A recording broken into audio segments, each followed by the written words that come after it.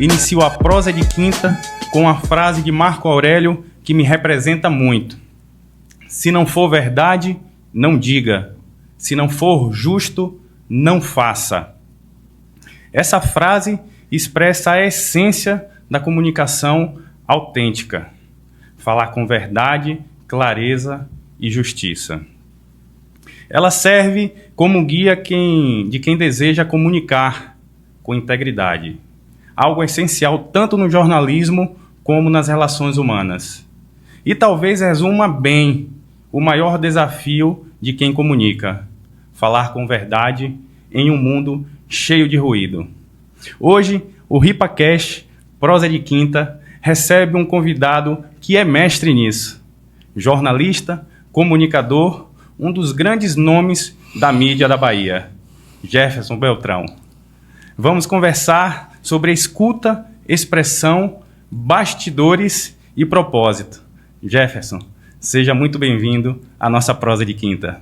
Muito obrigado, prazer todo meu, muito obrigado pelo convite, a você, Jorge, Breno, que está aqui conosco, Marlene também, e para quem está nos acompanhando, uma satisfação, fico muito grato. Completando a mesa, nós temos Breno Cunha, psicólogo, e Marlene Alves, psicoterapeuta e especialista em comunicação não verbal. Sejam bem-vindos. Obrigado pelo convite, estar aqui novamente e ainda mais na presença do nosso digníssimo Jefferson Beltrão. Satisfação estar aqui contigo. Obrigado. Felicidade estar com vocês mais uma vez e parabéns. Parabéns pela iniciativa. Quer falar mais das boas-vindas, Jefferson? Será uma honra ouvi-lo. Olha, eu estou aqui agraciado, se é que é essa palavra mesmo, porque primeiro me convidaram para uma prosa sempre me remete a coisa de infância, de Minas Gerais. Eu sou mineiro, então, qual é a prosa de hoje? Não sei o que. A palavra prosa já é muito familiar, muito afetiva para mim. Uhum.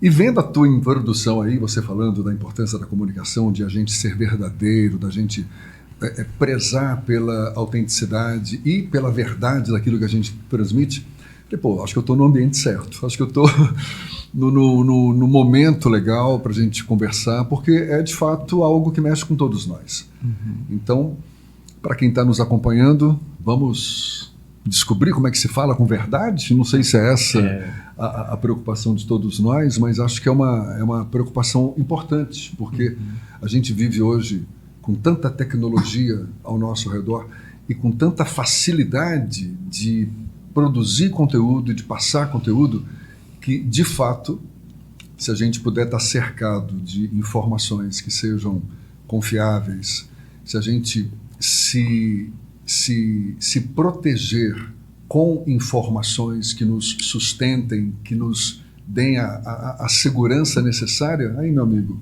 agora, esse é o grande desafio. Grande desafio, inclusive, é como eu falei, é uma comunicação sem ruído no tempo de hoje, né? Que eu acho que é a grande responsabilidade de todos nós que estamos sempre comunicando. Você falou que é mineiro, só que você é um mineiro baiano. Foi honrado como cidadão baiano. Fui honrado como cidadão soteropolitano. Cidadão baiano ainda não recebi, estou aguardando, por favor. Mas, de fato, eu hoje me sinto muito mais baiano do que mineiro. Não vou dizer que eu não me sinto mineiro também, porque tenho minhas origens, minha família toda mineira, eu tenho... grande parte da minha formação foi em Minas Gerais, então eu tenho, de fato, uma história muito forte com Minas. Mas já moro na Bahia, em Salvador, há 40 anos. 40 anos, vamos... Ou seja, mais da metade da minha vida. Isso é importante. E nada como começar essa prosa exatamente fazendo uma pergunta para esses 40 anos. Você, como jornalista, como enxerga o papel do jornalismo em tempo que todo mundo produz conteúdo? Um papel que ganhou uma responsabilidade, penso eu, bem maior. Uhum. Desde quando eu lido com jornalismo, que eu tenho a consciência, sabe, da importância de você prezar pela correta apuração, pela correta divulgação e pela agilidade para você viabilizar essas duas frentes. Você tem que ser ágil sem perder o cuidado com a correção. Ser correto na apuração, correto na divulgação. Isso desde o início da minha vida como jornalista. Eu tenho consciência disso. Agora, dobrou essa responsabilidade. Porque, de fato, é a coisa mais fácil hoje você acessar uma informação, receber essa informação, compartilhar essa informação e aí correndo o risco de estar por conta dessa facilidade toda, incorrendo naquilo que, opa, isso aqui é questionável, isso aqui não é verossímil, isso aqui é fake.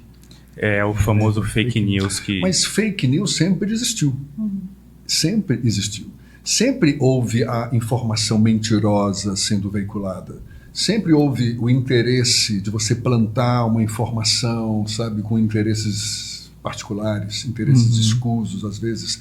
A fake news, como notícia falsa, sempre existiu. Hoje ganhou uma notoriedade maior por conta dessas tecnologias, da facilidade de você propagar, de você produzir, propagar, e hoje com a excelência, não é, que as ferramentas já nos oferecem também, né? Então, imagine. É um cuidado ainda maior. Muito maior. Nessa questão de informação. Eu penso que o jornalismo ele ganhou essa responsabilidade maior, e quem faz jornalismo com seriedade, com ética, com responsabilidade, produz conteúdo muito confiável. Eu penso que as grandes empresas de jornalismo, de comunicação, com foco no jornalismo, prezam pela informação checada, pela informação cruzada, porque é o que você precisa fazer hoje. E mesmo assim, incorrendo em alguns erros, em algumas informações erradas que você depois tem que chegar, ó, desculpa, eu errei, divulguei errado, e por aí vai. Já ocorreu muitos episódios de você se retratar e... Já. E como é que é para você, pessoalmente, tranquilamente, lidar com isso? Não vejo o menor problema de pedir desculpas e falar, olha, eu errei. Não vejo o menor problema em relação a isso. Não tenho dificuldade. A grande honra é você reconhecer o erro. É. Eu acho que isso, principalmente nesse mundo de tanto ruído, quando você se equivoca em uma informação por uma falta de apuração adequada, esse reconhecimento eu acho que, sem dúvida... Se bem que existem erros e erros. Eu, enquanto comunicador, eu já me vi, por exemplo, de cometer algum deslize, algum ato falho, bobo, qualquer, que você meio que passa batido. Se você chama a atenção, peraí, não é bem isso. Aí, uma coisa tão pequena, tão compreensível, o cara... um erro de concordância, uma coisa boba, Entendi. Você passa batido. Tem aquele erro que você corrige na hora. Falei, não, perdão, papapá e tal. Entendi. E tem um que você tem que chamar, falar, eu quero fazer uma correção. A informação correta é essa, assim, assado, peço desculpas. Que legal. Se você avaliar que merece um pedido de desculpas, porque de fato foi um erro, um erro de informação, aí acho que não tem problema nenhum de você reconhecer, porque é isso. Muitas vezes, por mais que você se esforce para apurar uma informação, às vezes a gente se depara com a questão do tempo. Lembra que eu falei? Precisão na apuração dos fatos, precisão na divulgação dos fatos e agilidade para viabilizar essas duas frentes, porque não adianta nada você apurar corretamente, estar com o produto prontinho para ser divulgado e não ter tempo para colocar no ar ou para publicar. Aí é notícia velha, notícia que vai para o lixo, acaba indo para o lixo Tudo mesmo. é questão do time, né? Você tem que ter o deadline, você tem que saber a hora em que você tem que, é o meu limite aqui de tempo, e ter o cuidado necessário de saber que você está colocando algo verdadeiro. Você trazendo essa experiência nesta área do jornalismo, eu te faço essa pergunta. O que te levou ao jornalismo? Foi uma escolha ou foi um chamado? Boa, a vocação. Olha, eu me pergunto até hoje, porque Foi o meu primeiro emprego na vida e eu sem a menor ideia ou pretensão de querer ser um jornalista ou comunicador. Eu tinha 16 anos de idade, estava fazendo o antigo segundo grau, hoje ensino médio, em Varginha, sul de Minas, e tinha levado pau na escola, porque eu morava em São Paulo. Parte da minha adolescência foi em São Paulo, levei pau na escola, meu pai falou, vai voltar para Minas, vai ter que trabalhar durante o dia, estudar de noite. Meu pai jogou duro comigo. Já com 16 anos. Com 16 anos de idade. E primeiro emprego, aí uma tia minha lá em Varginha, tem uma rádio recém-inaugurada na cidade, estão atrás de locutor e redator. Que legal. E o dono da rádio é marido da minha colega de trabalho, coisa de interior, né? Vai lá, diz que você é meu sobrinho. Então, aí fui. Chego lá, o cara me pegou pelo braço, vamos lá para você conhecer a rádio. Eu entrei na rádio, falei, uau, falei, pô, que legal. Sabe assim, nunca tinha visto rádio na minha vida. E vi o operador de áudio colocando os discos de vinil, na época, discos de vinil. Legal. Aí eu pensei comigo, poxa, trabalhar com música, deve ser legal. E os caras estavam querendo locutor noticiarista, porque ia ter um noticiário de hora em hora, chamado Notícias de Vanguarda, era a Rádio Vanguarda FM de Varginha. Eles queriam um locutor e redator. Falei, você vai aí ensaiando, treinando, primeiro vai começar com redação. Redação, nunca tinha feito redação na vida. Redação jornalística, nunca. Segundo ano, como é que fala? Segundo grau, ensino médio. Mas tudo bem, eu topei. Aí ficava escrevendo, recebia o Estado de Minas, o jornal Estado de Minas, lá por volta das 10h30, 11 horas da manhã. Imagine, tudo notícia fria. Mas ficava ali, escrevia e tinha um locutor que apresentava. Um belo dia, o diretor da rádio, esse que me levou para lá, chegou para mim, escuta, cadê o noticiário das 11 horas? Falei, tá aqui, lê para mim em voz alta. Aí eu, aí comecei a ler. Falei, vá lá pro estúdio, apresente, não erre.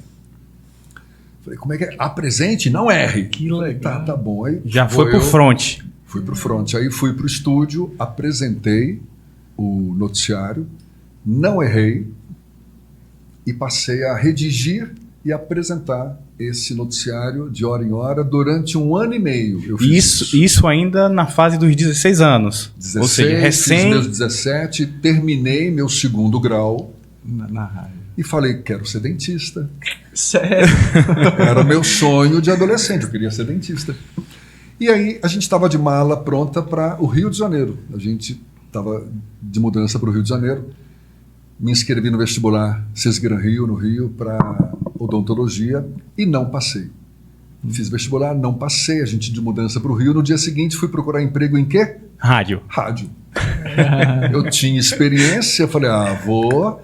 E consegui na Rádio Globo Eldorado, primeira rádio minha lá no Rio de Janeiro, o Sistema Globo de Rádio. Falei, uau! Que legal. Assim, na cara de pau. Cheguei lá, bati na porta, fizeram um teste comigo, prometeram que iam me chamar, nem botei muita fé, me chamaram. Isso já com experiência de 3 anos da rádio Experiência Vanguarda. de 1 ano e meio. 1 ano e meio. Um ano e meio só, que era o que eu tinha na... 16, 18, exato. Já estava com 18 anos... Quase 18 anos lá no Rio de Janeiro. Comecei a fazer rádio.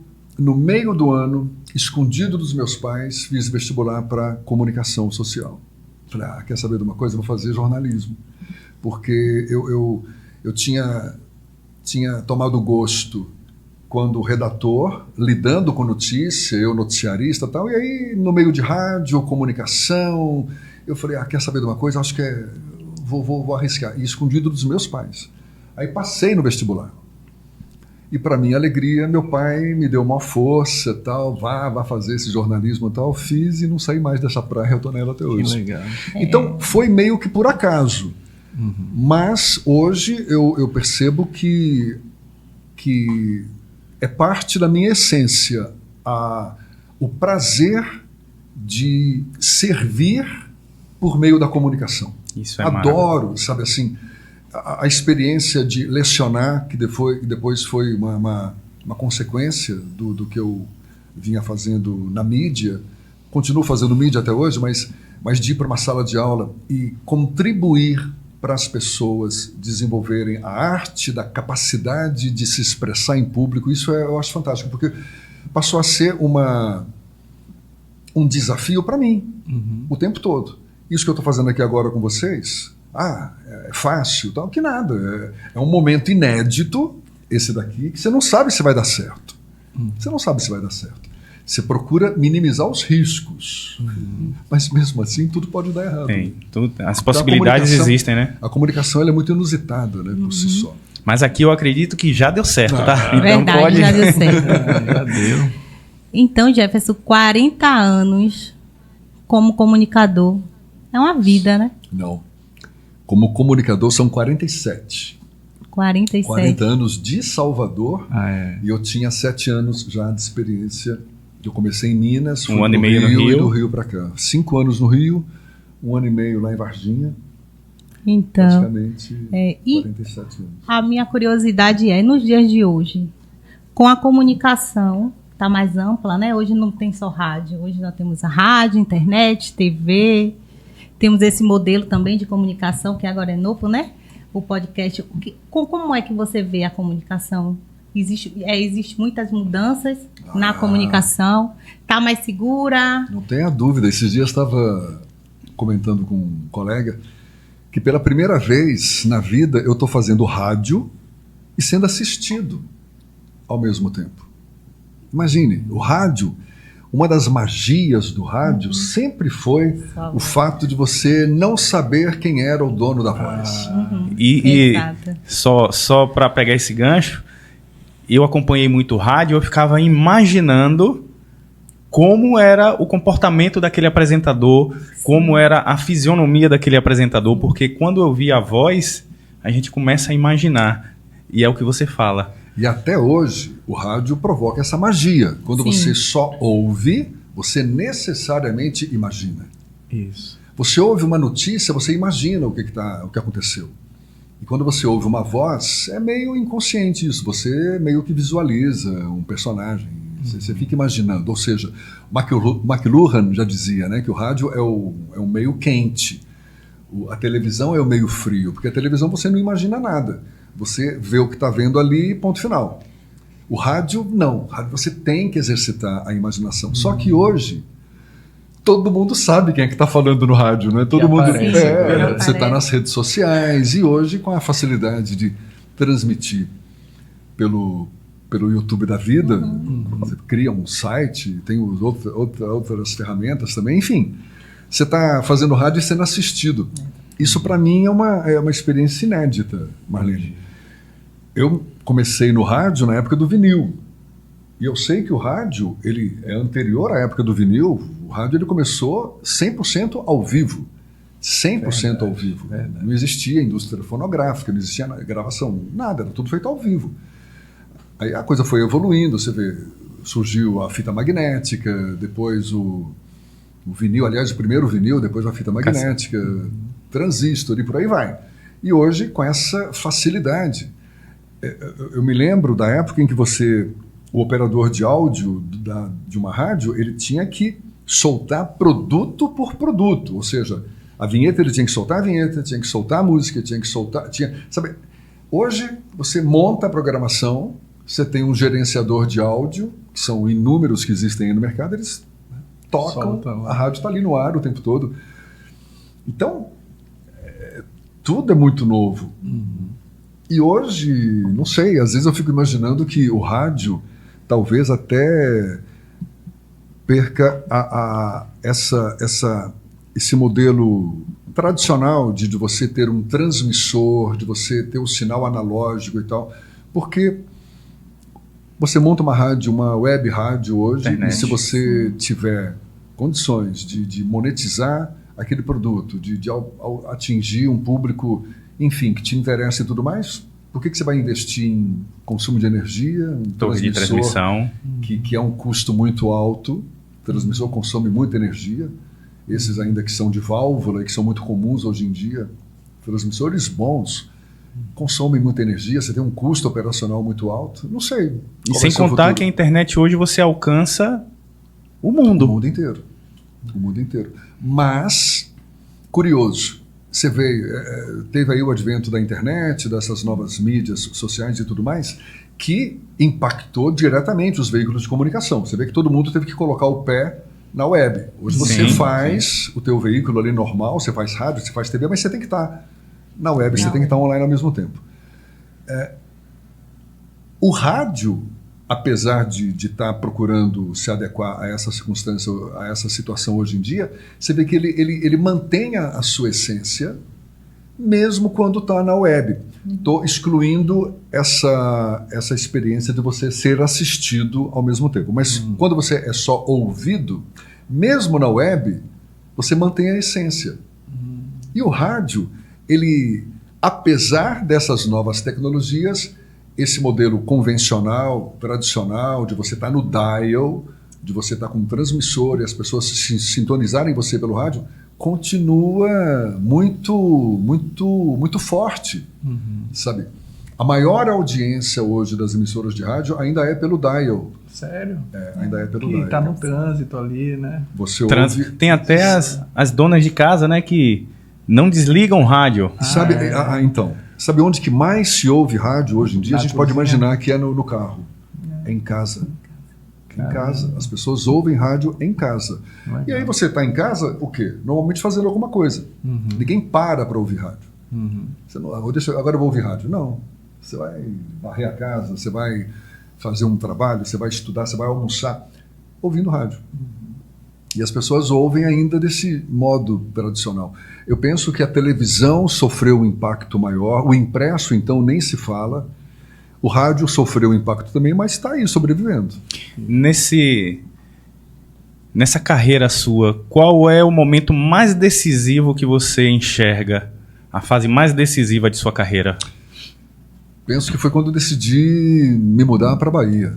Eu estava há 1 ano saído da faculdade, doido para sair de casa também. E a Rádio Manchete, na época da Rede Manchete, existia a Rede Manchete, me contratou lá no Rio para trabalhar em Salvador.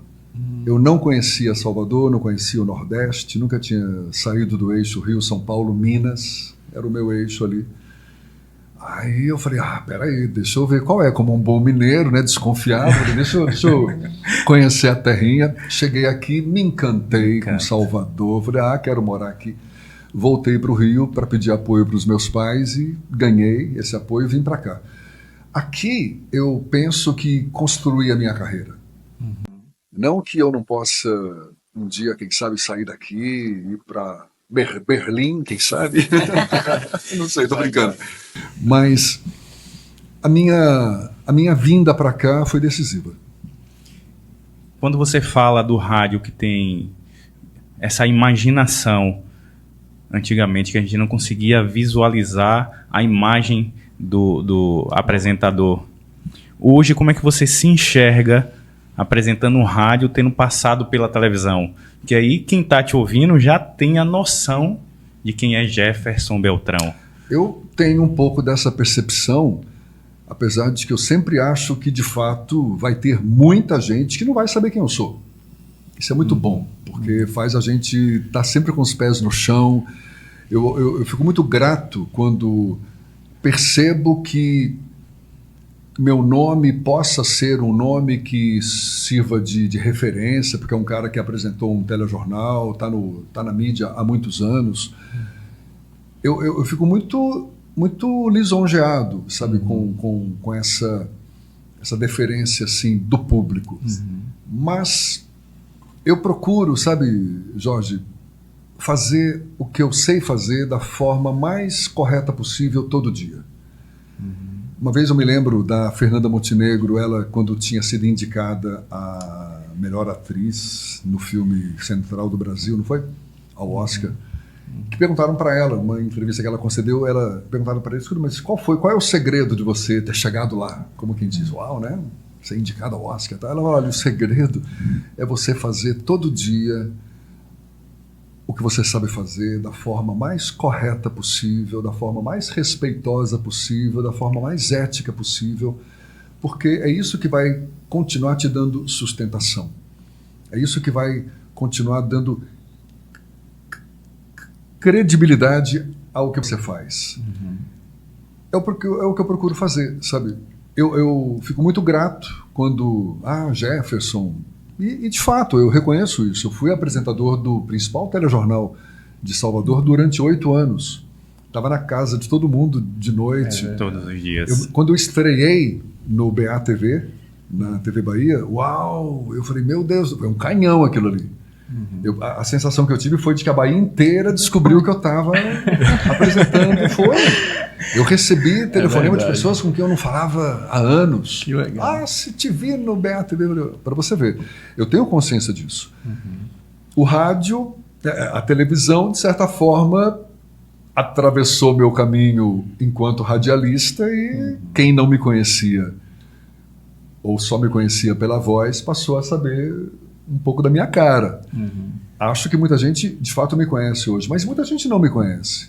Com certeza, muita gente não me conhece. Esses dias eu estava num evento qualquer, aí tinha lá um pessoal que me conhecia e tinha uma adolescente no meio. Você quer Jefferson? Aí ela, nunca vi tão gordo. Né?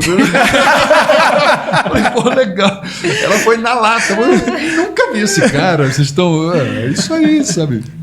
São as pessoas mais jovens, com certeza, porque Jefferson Beltrão, na cabeça de muita gente, é aquela identidade do BATV, da TV Bahia, aquela apresentação diária. Você falou da odontologia, que era seu sonho e terminou que desistindo. No jornalismo, na comunicação, você já pensou em algum dia desistir? Quando eu fiz faculdade, no meio do curso de jornalismo, eu tive uma crise existencial. E antes da gente começar esse nosso bate-papo, a gente conversando aqui nos bastidores, eu comentei que eu adoro contato com terra, com roça, até porque a minha origem, eu sou do interior de Minas. Rapaz, eu tive uma crise existencial, eu quero ser agrônomo. Aí fui parar em Lavras, sul de Minas, para fazer vestibular para agronomia. Caraca. Fiquei uma semana lá em Lavras, né? Eu quero ser roceiro, quero ter uma fazenda, quero ser agrônomo, sei lá, quero me sujar de terra. Não passei no vestibular, volto eu cabisbaixo para o Rio de Janeiro, deixa eu concluir esse curso de jornalismo aqui. Mas enquanto profissional já mesmo no mercado, penso que não, Jorge. Eu acho que eu tive momentos de crise, tive crises ao longo da minha carreira. Momentos de mais fragilidade, talvez até de alguns questionamentos, mas acho que por falta de opção também. Eu acho que é o que eu sei fazer e, graças a Deus, sempre surgiram oportunidades e estou nessa até hoje. Jefferson, o que você faz muito bem. Parabéns. Muito você faz muito bem. Muito obrigado. E tem uma outra coisa. Deus foi muito bom com você. Deus te deu uma ferramenta que poucos têm. Essa voz. Essa voz. Que conquista. Que as pessoas não sabem quem é a pessoa. Talvez as pessoas te vejam a imagem e não associem. Mas talvez não, com certeza, ouvindo sua voz, as pessoas vão lembrar que já ouviram sua voz em algum lugar. Seja pela manhã, pela tarde, no final da noite. Porque eu já vi vários programas, você apresentou vários programas, inclusive de TV, né? E essa voz aí irreconhecível. É verdade. Agradável. Só em Salvador são 40 anos. Diga. É natural? Você nasceu com essa voz? Não. Desenvolveu? Não, eu lembro. É genético? Ou é desenvolvido? Quando você descobriu que tinha essa voz? Você tinha, né? Que você era bem-aventurado. Olha, é uma boa pergunta essa. Quando é que eu descobri que eu tinha essa voz? Eu talvez tenha tido um pouquinho da consciência de que a minha voz era uma voz grave, meramente uma voz grave, quando eu terminei o 8º ano do antigo ginásio. Ginásio. Né? O 8º ano. Que aí teve uma série. Formatura e me escolheram como orador. Nossa. Como orador. Eu fui lá na frente, li o meu discursozinho lá e tal, e pronto. Nunca mais tive experiência nenhuma com voz, a não ser essa. Aí, você vê, fui fazer o ensino médio lá, o antigo 2º grau, me mudei para Varginha, isso tinha sido lá em São Paulo. Lá em Varginha surgiu o rádio.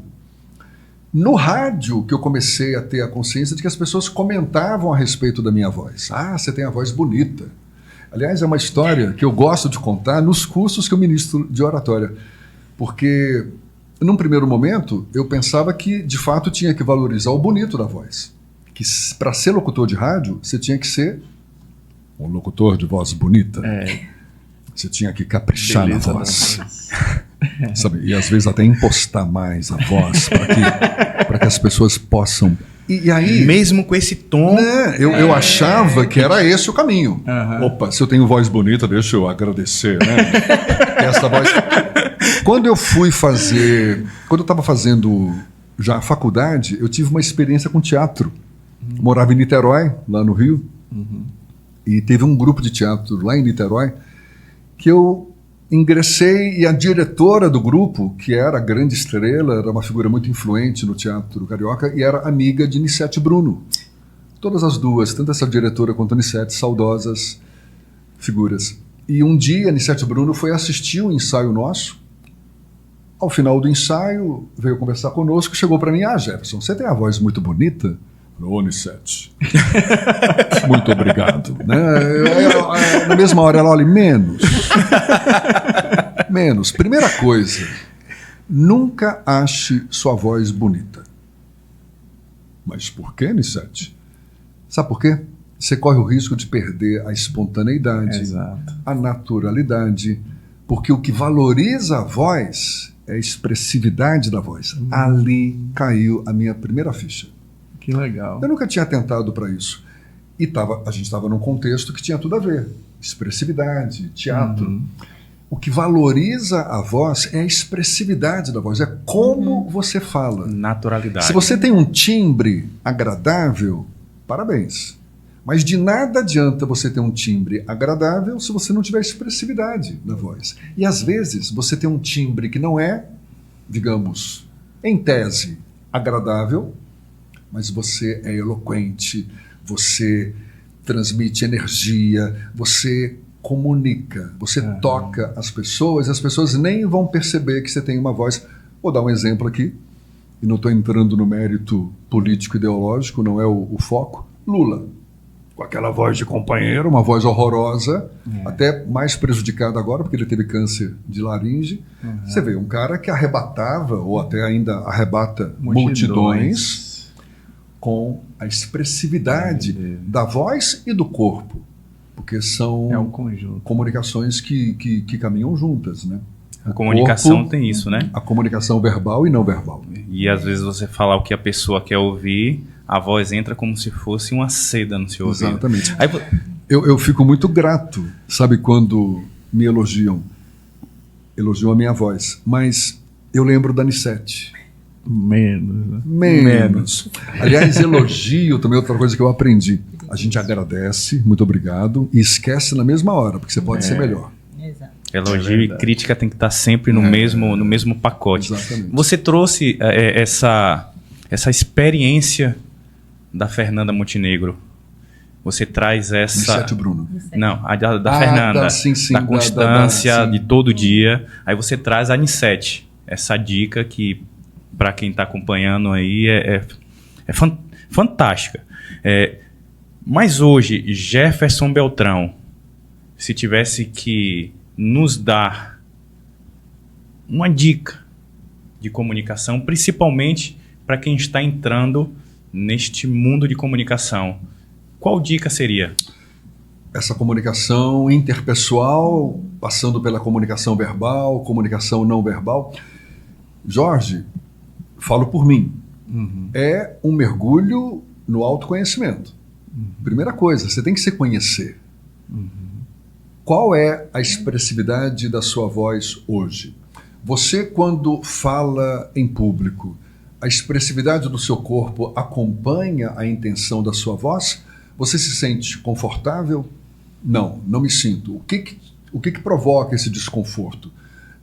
Onde é que está o teu ponto forte? Sabe, esse trabalho de autoconhecimento, eu penso que é fundamental, porque essa expressão, essa nossa capacidade de se expressar por meio da voz, por meio do corpo, passa pela nossa identidade, passa pela nossa essência. A gente expressa o que somos. Se eu estou desconfortável aqui, e de fato me sentindo desconfortável, eu vou expressar esse desconforto de alguma forma. Seja no tom da voz, seja nos meus gestos mais contidos, ou seja até na incongruência da minha comunicação. Eu falo algo, mas o corpo expressa outra coisa, que é muito comum. Eu estou conversando com você, mas eu não estou olhando para você. Sabe, eu fico olhando para baixo o tempo todo. Poxa, você vai perceber, esse cara não está confortável, ele não olha nem para mim. Por mais que ele esteja aqui se esforçando para falar. Ou seja, se conhecer, ouvir a própria voz, uma coisa que é tão comum, a gente ouve a própria voz, quem não está acostumado com isso, minha voz é horrorosa. Sempre acha a voz ruim, feia, porque não está acostumado com a própria voz. A gente, quando fala, a gente não ouve a nossa voz como de fato ela é. Por quê? Porque ela reverbera dentro da gente ao mesmo tempo. Sim. Quando você ouve a voz só pelo ouvido, opa, minha voz é estranha, a tua voz é aquela. É que a gente não está acostumado a ouvi-la só pelo ouvido. E, do ponto de vista da expressão não verbal, como é que eu me comporto? Eu me balanço? Eu mexo com as mãos de uma forma exagerada? Não mexo com as mãos? Sou pouco expressivo? Eu estou encurvado? Eu estou torto? Sabe, às vezes a gente não está atento para isso. Porque eu estou falando aqui agora com vocês, eu não estou me assistindo. Quem está me vendo são vocês. Sim. Exato. E quando eu me assisto, eu me descubro, se eu não estou acostumado com isso, é um processo de autoconhecimento. Perfeito. Na medida em que... Esse é o primeiro passo.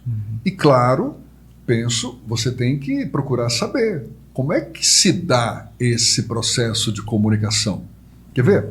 Todos nós, quando estamos com pessoas com as quais a gente se sente bem, a gente tem intimidade, se sente confortável nesse momento. E todo mundo dá show. Todo mundo dá show. Você inspira, você seduz, você cativa, todo mundo faz isso. Quando está se sentindo bem, quando está confortável, quando está de bem com a vida. Nesse momento, como é que se dá a comunicação? Quais são os recursos que você está utilizando ali que potencializam essa comunicação a ponto de você dar show?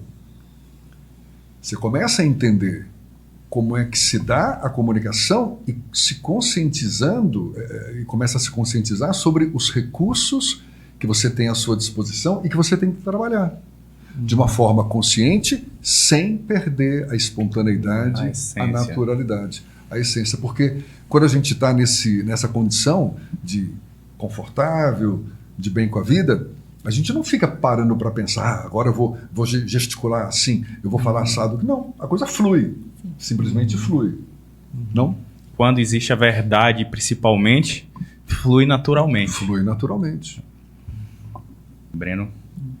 A questão da eloquência, você poderia descrever para o público que é leigo a definição sobre o que é ser eloquente? Eloquente é você ter a capacidade de persuadir as pessoas.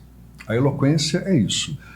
É a capacidade de reter a atenção das pessoas por meio da comunicação. A comunicação, ela tem 3 eixos principais. Credibilidade. Qual é a credibilidade que você tem quando você transmite? Credibilidade tem a ver com a autoridade da pessoa, a autoridade, a fundamentação, de fundamento. Tem a ver com a autoridade, com quem está ali passando adiante aquela informação. E repare, e para você ter credibilidade, você tem que oferecer um conteúdo que tenha substância, que seja comprovável, e você acreditar naquilo que você está passando. Isso é fundamental.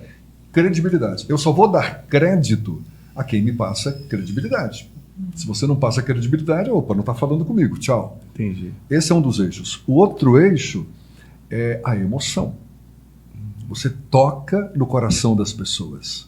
Da vida, né? Claro, porque somos humanos. Eu tenho um amigo que ele até brinca, ele fala, você fica lá ensinando oratória, basta falar com emoção. E é verdade, é verdade. Quando você fala com emoção, as pessoas te percebem como um ser humano. Não tem aquela célebre frase do Jung, tenha todos os conhecimentos, domine todas as técnicas, mas ao tocar uma alma humana, seja apenas outra alma humana. É isso que nos conecta. É perceber que você é um ser que pulsa tanto quanto eu. Se eu percebo você como alguém que só está no pedestal, que me olha de cima, não está rolando muita empatia, muita conexão. Né? É automático. Esse é o segundo eixo da oratória. E o terceiro eixo é a lógica. tem que ter razão naquilo que você fala.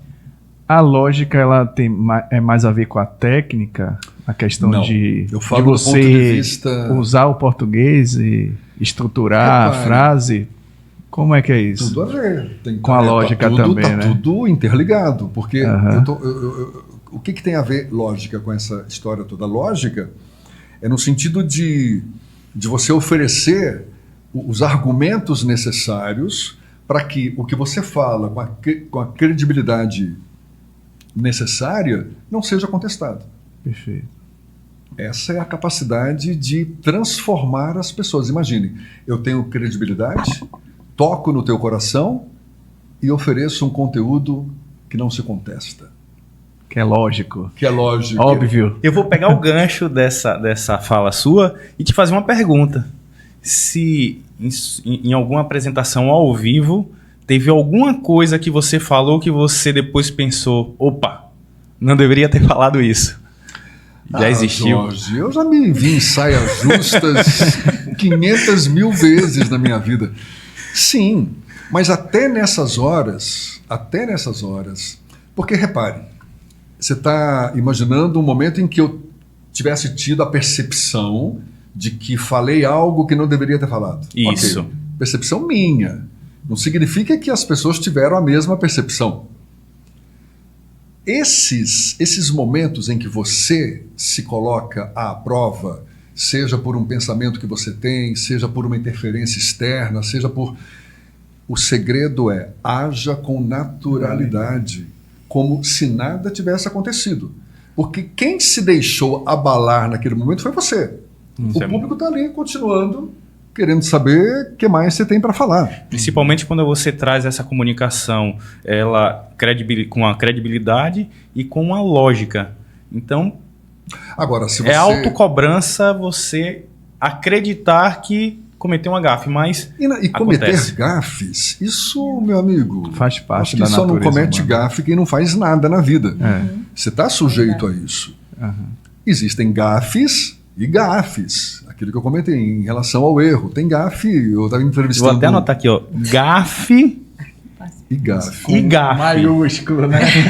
Rapaz, olha o mico. Eu entrevistando um oftalmologista ao vivo, no rádio, inventei de colocar globo ocular no plural.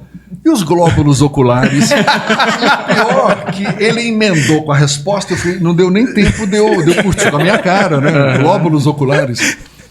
Passou que eu Despercebido. fiquei imaginando, alguém deve ter pensado lá, ó, o cara pisou bobagem ali, né?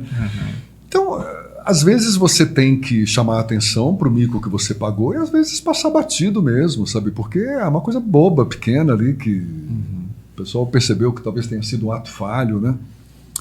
Mas saber lidar com a adversidade, seja interna, seja externa, é um grande desafio do orador. E penso eu, a saída é você agir com naturalidade, com espontaneidade, sendo humano. E se tiver que pedir desculpas, peça. E nesta situação, você em uma apresentação, apresentando rádio ou TV ao vivo, se der o apagão, como sai dessa saia justa? Você pega o primeiro fio condutor que aparecer na sua frente e se abraça nele. Claro! A não ser que você decida. Pessoal, me perdi. Onde é que eu estava mesmo? Aí vai ter quem olhar para você e dizer, ah lá o cara, ó. E pior que eu nem lembro também. Eu acho que isso então, gera conexão também, né, com o público. tem Que dúvida. ele é humano Mas também. Mas repare, Associa a credibilidade com a espontaneidade. Eu acho que mas tudo depende da circunstância. no Exato. momento. Da seriedade daquele Tudo depende da conteúdo circunstância. também, O né? orador, ele se adequa à circunstância. Em tese, é mais ou menos isso. Se eu tivesse aqui, por exemplo, com uma turma de crianças, eu ia ser mais lúdico, Claro. ia ser... Se eu estivesse conversando com uma turma de juízes e magistrados, todo mundo de paletó e gravata, Isso. possivelmente eu ia estar de paletó e gravata também. É contextual mesmo. Às vezes, não cabe uma brincadeirinha, por mais que você opte por isso, para quebrar o gelo. E às vezes cabe. Acho que você tem que ter a percepção, a sensibilidade para perceber que, ó, aqui cabe eu chegar e dizer onde é que eu estava mesmo, pessoal, me perdi, o pessoal vai cair na risada. Ou então, onde é que eu estava mesmo, aí o pessoal, descubra você mesmo. Verdade. Marlene? Não, eu gosto de ouvir, eu gosto quando você fala que a comunicação, ela não é apenas esses instrumentos, né? Que não são só aquele manual, né? Que precisa ter emoção, que precisa ter amor, que precisa colocar sentimento, né? Para que a comunicação ela aconteça. Então, e hoje eu vejo isso, eu vejo muitos profissionais de comunicação. Todo mundo hoje ensina a comunicação. Só que táticas, né? Aquela coisa ali, aquele alfabeto com início, meio e fim. Não existe mais, eles não colocam mais essa paixão, essa vontade. Tem até a persuasão, né? Todo mundo hoje fala, vamos lá, tem que persuadir, tem que envolver. Só que não tem o amor, não tem aquele cuidado. E uma outra coisa, todos querem falar. E nós sabemos que comunicação não é só emissor, tem um receptor também. E estar nesse lugar de receptor é confortável ouvir vocês. É maravilhoso ouvir vocês. É muito bom. E isso faz parte, isso é a comunicação, essa união é a comunicação, né? Esse conjunto de ter a voz, mas de ter também O silêncio. o silêncio. O ouvir. Isso. Porque, como você falou, o silêncio Fala comunica. também. Claro. Aliás, a pausa é um recurso de oratória. Exatamente. Pausa é recurso de oratória. Eu soube que ela também traz ela parece que assenta a sua voz. Por exemplo, você vai trazer algo importante para falar para o seu público. Você falou, aí o silêncio parece que ele consolida aquilo que você disse. Abre o espaço para a mente da pessoa, o sentimento dela acolher. A mente dela não querer fugir, né? Peraí, o silêncio aqui. Encaixa.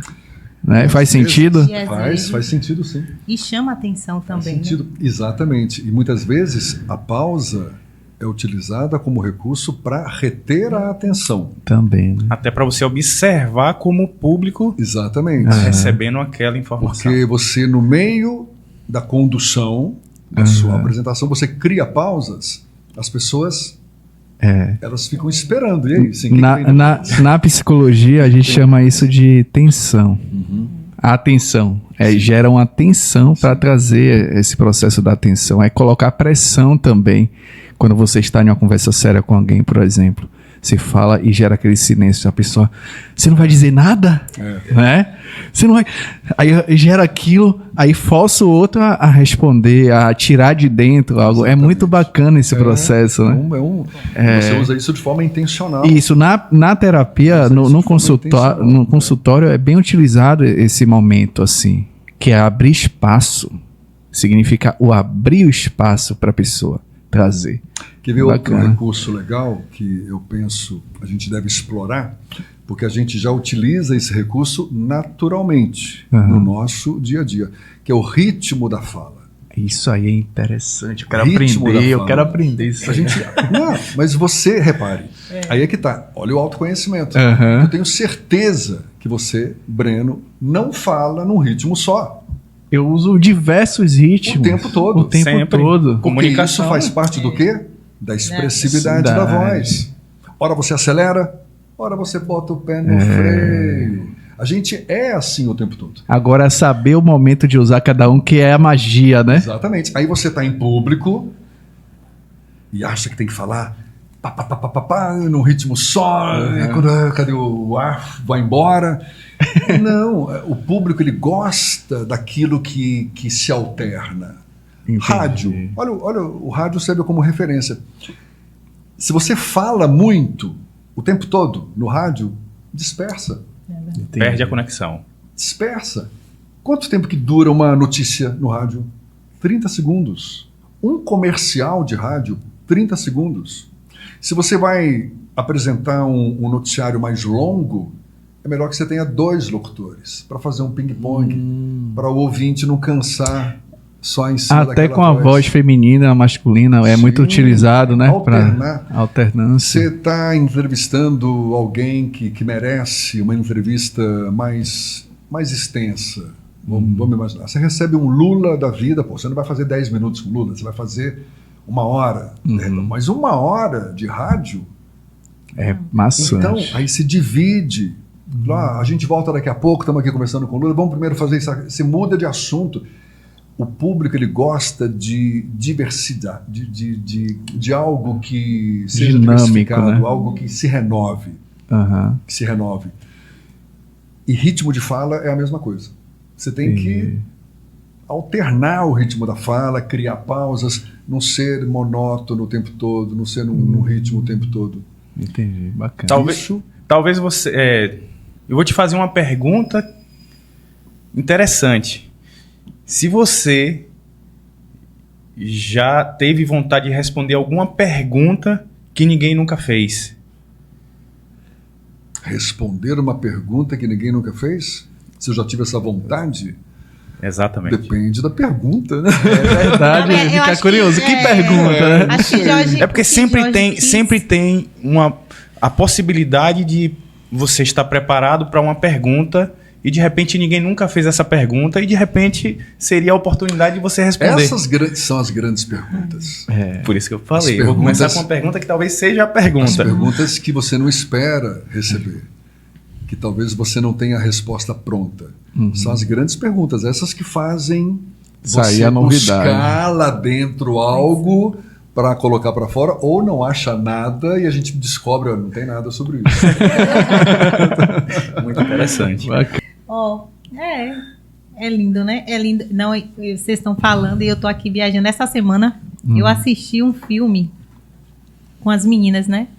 O nome do filme, acho que é A Menina e o Porco. É um filme infantil. E fala de uma menina, de uma porca que teve 11 porquinhos. Só que ela só tem 10 tetas. E aí ficou um porquinho que não ia ser amamentado, ia ter que ser crucificado, né? Aí aquela menina viu aquilo e disse, não, eu quero esse porquinho. Pediu ao pai o porquinho e colocou no celeiro vizinho e ficou lá. E esse porco, ele fez uma amizade com a aranha. Só que a aranha era vista como um animal peçonhento ruim, né? Então a aranha, ela se sentiu privilegiada quando aquele porquinho disse para ela que queria ser amiga dela, né? Queria ser amigo da aranha. E a aranha, uau, ele quer ser meu amigo? Então tá. Ela começou a investir na amizade com o porquinho. Então, pro porco não ser abatido, né? Não virar bacon. Ela fez o quê? Ela começou a tecer, né?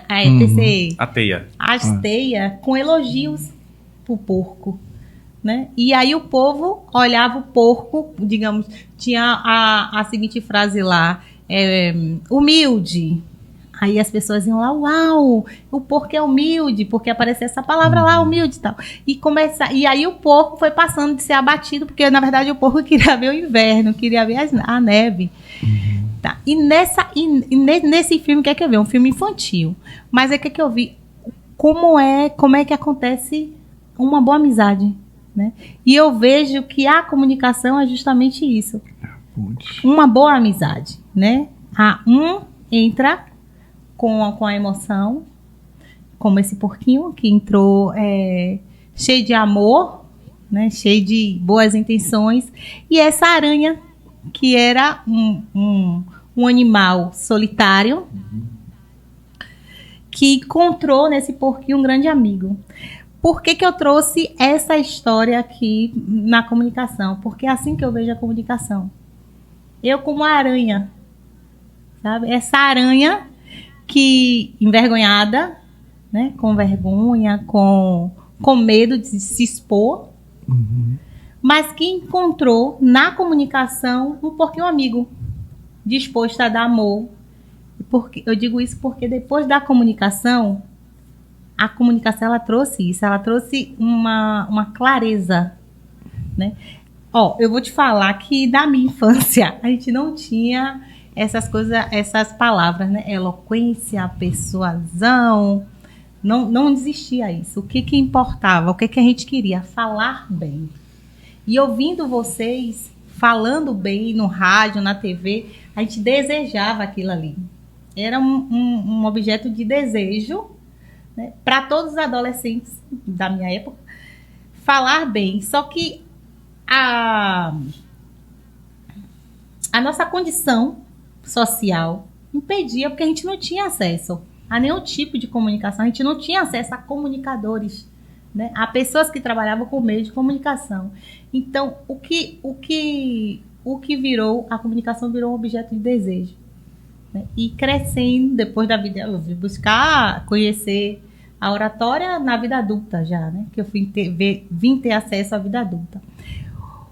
Hoje, eu vejo que muitos adultos estão buscando isso também. Se aprimorar na comunicação, melhorar a oratória, melhorar a comunicação, não só para se expor nas redes sociais, mas para a convivência. Fazer com que a comunicação criar um relacionamento com a comunicação. Né? E foi esse o meu objetivo, ter um relacionamento de amizade com a comunicação. Porque isso facilitou muito minha vida. Não só a vida pessoal, mas a vida profissional também.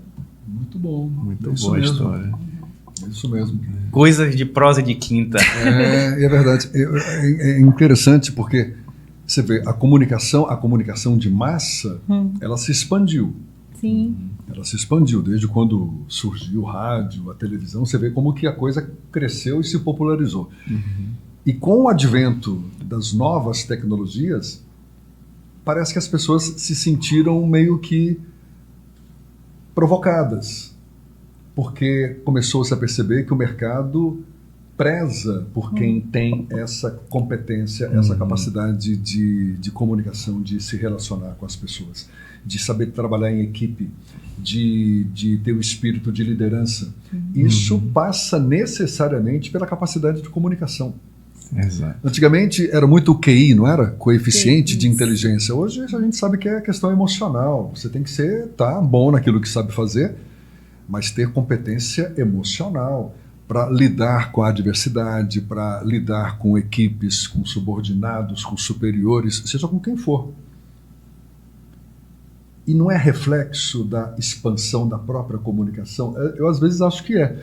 Porque antigamente... A aplicação dela. Exato, antigamente valorizava-se muito isso mesmo. Escuta, você é bom naquilo que faz, é um datilógrafo ágil, é o que eu quero. Pronto. Faça o que você tem que fazer e ponto final. Hoje a gente não é só mais faça o que você tem que fazer. É muito, faça muito o que você além, tem que fazer, né? mas saiba resolver problemas. Por favor, conviva bem com a sua equipe. Tenha uma postura proativa. Seja alguém que inspire, seja alguém que lidere. Você vê, isso extrapola a tua competência na tua área de atuação especificamente. Perfeito. Você é técnico naquilo, mas, tem que ter outras competências também. Isso, na minha avaliação, é reflexo dessa comunicação que se expandiu. Todo mundo se tornou visível, está todo mundo falando, seja nas suas redes sociais, seja presencialmente, porque o mercado está exigindo isso. Isso é um grande conselho para todos nós. Mas hoje, o Jefferson de hoje, se tivesse a oportunidade de voltar no tempo, qual conselho ele daria para o Jefferson de 16 anos, começando naquela rádio em Minas Gerais? Mantenha-se firme, porque, meu amigo, você vai encontrar muita adversidade pelo caminho. E eu me lembro muito de um ensinamento que meu pai me deu quando eu resolvi sair de casa e vim para a Bahia. Que ele chegou para mim e falou, olha, te dou maior força para você ir para a Bahia, para fazer sua carreira por lá, mas tem um pensamento da sabedoria chinesa que eu te dou de presente também, para você ter como norte, que diz assim, ceda e vença, curve-se e fique direito. Que legal. Só que na hora eu não entendi nada. Eu falei, como é que é? Ceda e vença, curve-se e fique direito. Aí meu pai veio com a interpretação dele, olha, ceda e vença, ou seja, reconheça um erro e acerte. Curve-se e fique direito, seja humilde. porque somos falíveis, e seja respeitado.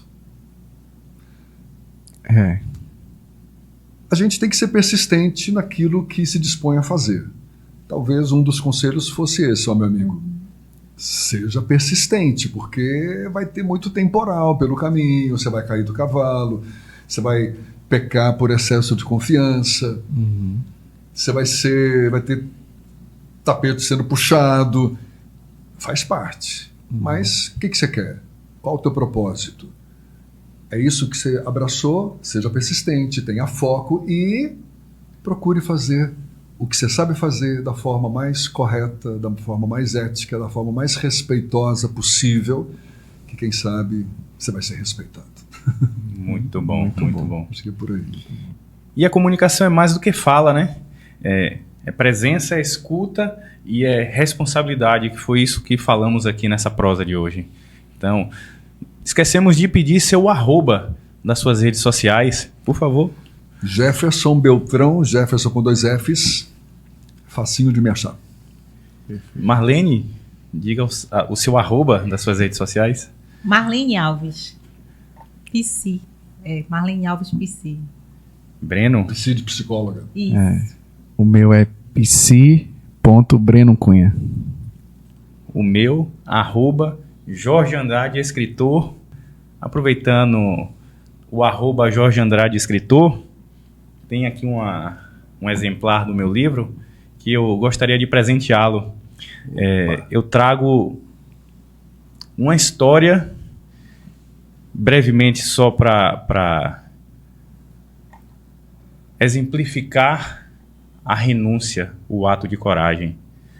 Porque eu costumo dizer que até os meus 40 anos eu tinha uma mentalidade de menino e eu tive a coragem de renunciar, mesmo com 40 anos, aquele menino, o Jorge menino, e passei a me comportar como homem, como pai e como esposo.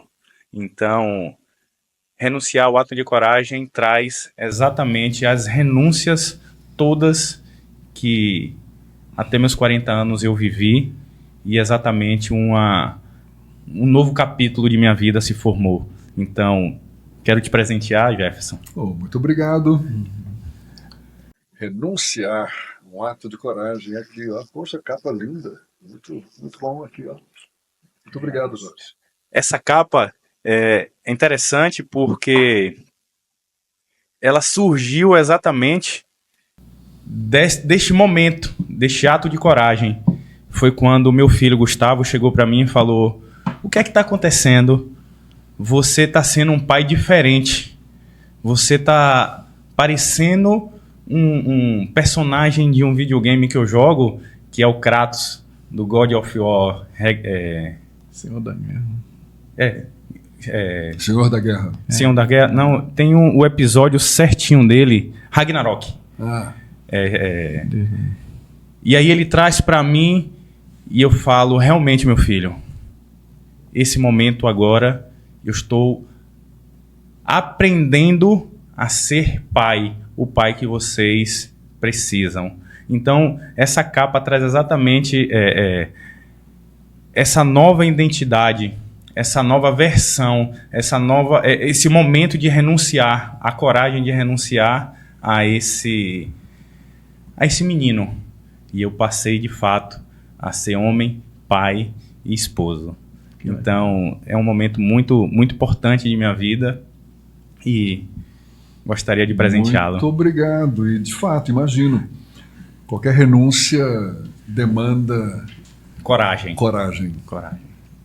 Se me permite, me fez lembrar acho que tem muito a ver com tudo isso que a gente conversou hoje, com essa necessidade de procurarmos ser autênticos, verdadeiros, a ponto de saber renunciar num determinado momento, porque para isso precisa ter coragem. E para ter coragem para arriscar, porque uma renúncia é uma decisão, fica imaginando que você toma, porque de fato está sendo levado por ela, mas é um risco, a gente nunca sabe o que vem ainda pela frente. E tem um poema do Damário da Cruz, poeta de Cachoeira, que já nos deixou tem alguns anos, muito sábio, chamado Todo Risco, que tem muito a ver com isso, que diz assim: a possibilidade de arriscar é que nos faz homens. Voo perfeito no espaço que criamos, a gente sendo co-criador da nossa realidade. Ninguém decide pelos passos que evitamos. Quem é que decide? A gente. A gente. Verdade. Certeza de que não somos pássaros e que voamos. A gente voa se a gente quiser. Tristeza de que não vamos por medo dos caminhos. Às vezes você sabe que tem ali o caminho, agora é cheio de buraco, tem pedras. Ah, não vou não, porque é difícil. São as escolhas que a gente faz. Verdade. Parabéns e olhe, muito obrigado pela Muito oportunidade lindo. aqui de estar com vocês. Muito lindo. Nós agradecemos também. Breno, gostaria de Não, fazer digo que nós as também agradecemos a sua ilustre presença e trouxe muita reflexão, né? Esse episódio, principalmente a importância da comunicação, de dar vida, né? Essa ponte entre um ser humano e o outro, que eu vejo que é a vida, né? Se movimentando através do comunicar-se, através dessa manifestação do ser humano, porque se não houvesse a comunicação, como é que a gente ia evoluir enquanto ser humano? Como é que a gente ia conectar-se? Na verdade, a comunicação é como se fosse a internet, né? Que liga todos. É o rádio, como você disse, né? É literalmente o rádio. E aí veio a reflexão também que o ritmo são as frequências para a gente respeitar. Ah, eu quero conectar com o Jefferson. O ritmo dele é tal. Espera aí que eu vou tentar alinhar a frequência com a dele para ele me entender e eu entender ele. Então, existe toda essa magia, né? E a Precisa emoção... estar na sintonia, né? E eu vejo a emoção como a vida disso. É como que fosse o fio condutor e a energia que leva é a emoção. Então, beleza, tem a comunicação, mas sem essa energia da emoção, não há essa luz, né? Essa novidade, esse despertar, esse insight como me deu, que eu estou representando aqui. Veio esse insight através de quê? Desse movimento, né, da comunicação. Então, hoje eu saio com muitos insights e realmente regozijado, né? Digamos assim. Esse é o dito banquete, né? Que a gente aprecia, mas é um banquete da alma, né? Dessa troca, né? Que a comunicação nos oferece. Então, gratidão, realmente. Que bom, fico feliz. Obrigado também. Valeu. Marlene. É um banquete, um manjar dos deuses, né? É como o Jefferson falou, os buracos no caminho. Os buracos, eles fazem parte, né? As pedras fazem parte no caminho. Até porque, para conhecer a luz, a gente precisa passar pela escuridão. E aqui eu quero encerrar dizendo para vocês, Jefferson, que obrigado por ser luz, por ser essa luz na comunicação.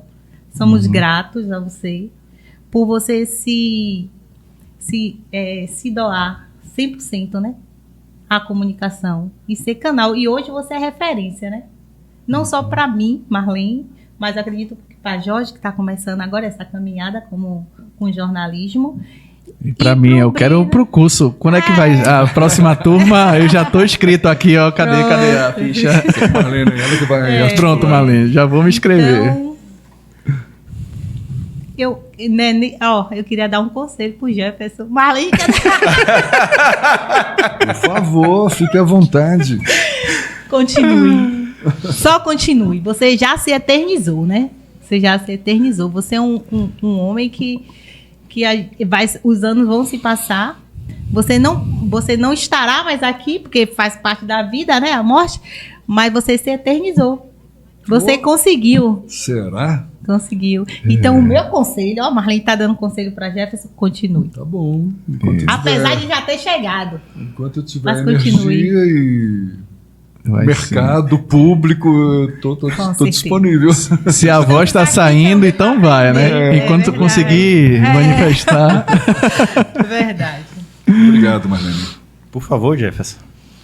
Eu só reitero meu muito obrigado pela oportunidade, pelo convite. Marlene, figura querida. Hoje tive a oportunidade de conhecê-los também. Breno, Jorge. Sucesso aqui pro RipaCast, prosa de quinta. Adorei a prosa, foi muito bom. Muito bom. Não tinha a menor ideia de que a gente ia enveredar por esse caminho, mas muito grato e sucesso para todos vocês. Fico muito grato também por quem aí nos acompanhou. Obrigado. Valeu. Que a gente siga escolhendo palavras com intenção e construindo pontes no que diz e principalmente no que cala. Não é verdade? Esse foi mais um episódio do RipaCast Prosa de Quinta. Nos vemos no próximo episódio. Até lá.